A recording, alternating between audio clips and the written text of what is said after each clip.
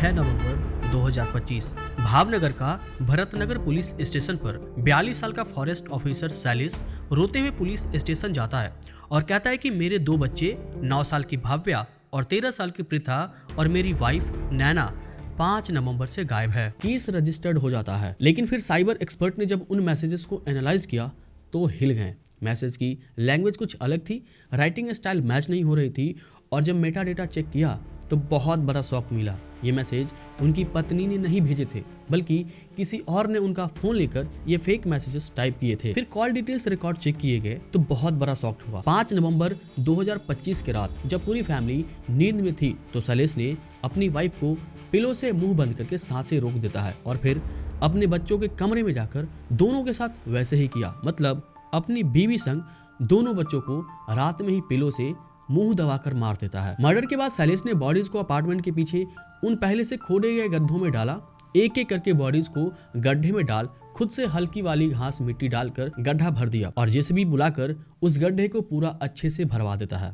आसपास के कर्मचारी भी देखे, स्टाफ ने भी देखा तो सैलिस ने ये कहते हुए बताया कि यहाँ पर एक सांप मरा है और मैंने इस सांप को ढांकने के लिए जेसीबी बुलाया है। अब जरा आप सोचिए कि एक छोटी सी सांप को मारने के लिए इतना बड़ा गड्ढा क्यों खुदवाएगा? वो पागल तो नहीं था।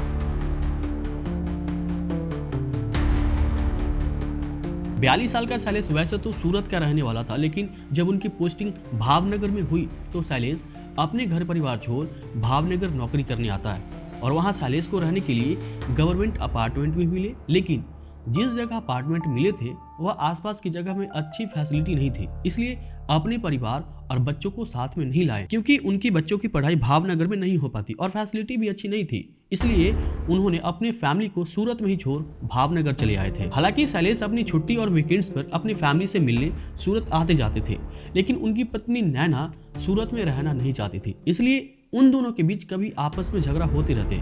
उनकी पत्नी ना तो ज्यादा बदमाश थी और ना ही कभी जिद की। इस जिद को देखते हुए सैलिस ने अपनी पत्नी और 2 बच्चों के संग भावनगर शिफ्ट हो जाते हैं। लेकिन सैलिस को यह ठीक नहीं लगा था क्योंकि उनके बच्चों की पढ़ाई भावनगर में ठीक नहीं थी और यहाँ आसपास कोई अच्छा स्कूल भी नहीं था। सैलिस अपनी बच्ची की पढ़ाई के लिए हमेशा नैना से लड़ते झगड़ते रहते थे। अब मैं आपको जो फैक्ट बताऊंगा उस पर जरा आप गौर करना। 5 नवंबर 2025 की जब पूरी फैमिली नींद में थी तो सैलिस अपनी वाइफ को पिलो से मुंह बंद करके उसकी सांसें रोक देता है और फिर अपने बच्चों के कमरे में जाकर दोनों को वैसे ही किया। मर्डर के बाद सैलिस ने बॉडीज को अपार्टमेंट के पीछे वाली गड्ढे में, जिसने पहले से ही एक गड्ढा खुदवाया था, और एक एक करके उस गड्ढे में बॉडी को डालकर हल्की फुल्की घास डालकर उस पर छाई से हल्का फुल्का भर दिया और फिर जेसीबी बुलाकर उस गड्ढे को भरवाता है। और जब आसपास के स्टाफ वहां पर आए तो उन्होंने ये बोला कि यहाँ पे एक बहुत बड़ा सांप मरा हुआ था और मैंने उस सांप को इस गड्ढे में डलवाया है। बॉडीज को दफनाने के बाद सैलिस ने नैना का फोन उठाया और उस फोन से अपने व्हाट्सएप पर एक मैसेज टाइप किए कि मैं अपने बच्चों के साथ कुछ दिनों के लिए जा रही हूँ। ये मैसेज सैलिस ने खुद अपनी बीवी के फोन से किया था, लेकिन मैसेज टाइप करते वक्त नैना का फोन फ्लाइट मोड में था, इसलिए वो मैसेज उस वक्त सेंड नहीं हुआ और मैसेज ड्राफ्ट में ही सेव हो गया। जनरली ऐसा ही होता है कि अगर आपने कोई मैसेज किसी को सेंड किए, अगर उस वक्त इंटरनेट ऑफ हो तो मैसेज उस वक्त सेंड नहीं होता है और उस मैसेज के बगल में एक एरर आ जाता है और यही एरर नैना के फोन में थी। और यही मैसेज की टाइमिंग को देखते हुए पुलिस ने सैलिस को पकड़ा। फोन के IP address, location data, information सब कुछ पॉइंट कर रहा था कि ये मैसेजेस नैना ने नहीं बल्कि किसी और ने उनके फोन से भेजे थे। फिर पुलिस ने पूरे कॉल डिटेल्स मंगवाए और जो पता चला वो बहुत ही शॉकिंग था।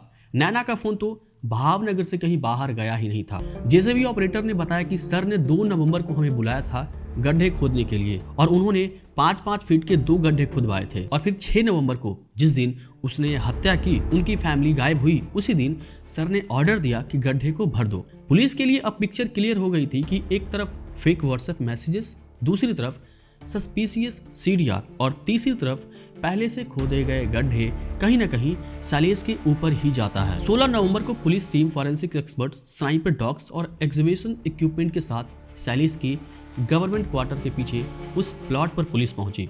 एविडेंस इतना मजबूत था कि अब सैलिस के पास कोई बचाव नहीं था। पुलिस ने उनको तो गिरफ्तार कर लिया। जब इंटरोगेशन रूम में प्रेशर बढ़ा तो सैलिस टूट गए और उन्हें सब कुछ एक्सेप्ट किया कि हाँ मैंने ही किया, प्री प्लानेड मर्डर था, पहले गड्ढे खुदवाए, फिर मर्डर किया और फिर बॉडीज को दफनाए, फिर फेक मैसेजेस भेजे और फिर 10 दिनों तक एक्टिंग की। अगर आपको ये वीडियो अच्छी लगी हो तो प्लीज़ वीडियो को लाइक करके चैनल को सब्सक्राइब ज़रूर कर देना। हम मिलते हैं किसी नए टॉपिक के साथ, तब तक के लिए बाय।